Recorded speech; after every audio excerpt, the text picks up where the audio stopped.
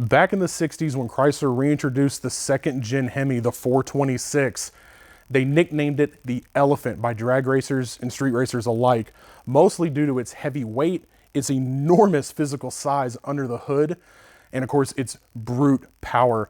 Today, after over half a century, Mopar Performance has decided to bring the 426 back.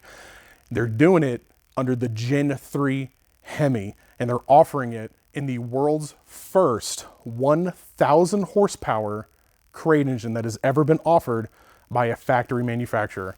This 1,000 horsepower is no joke. It comes accompanied with 950 pound-feet of torque, and it all runs on 93 octane.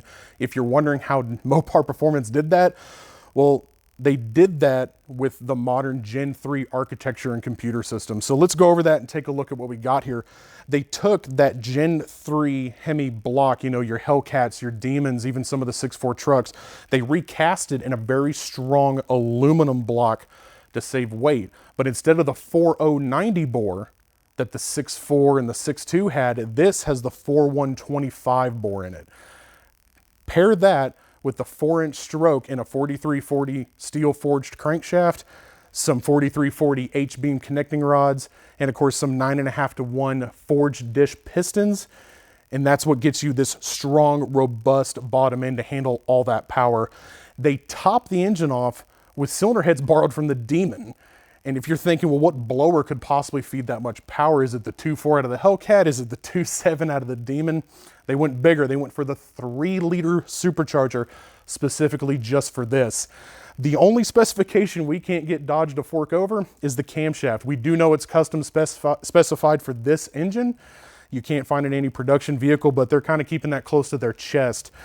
But all that 1,000 horsepower, 950 pound-feet of torque, on 93 octane. This will be at home, cruising around town, as at home as it is on a drag strip.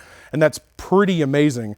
The best part is that because it's based on the Gen 3 architecture, the bell housing bolt pattern back here, the motor mounts underneath, the oil pan, all that kind of stuff is the same as you'd find in other Gen 3 Hemi equipped vehicles. So your Dodge Ram 1500s, you know, your Chargers, your Challengers, or if you're swapping this into a classic vehicle, you can use those same swap parts.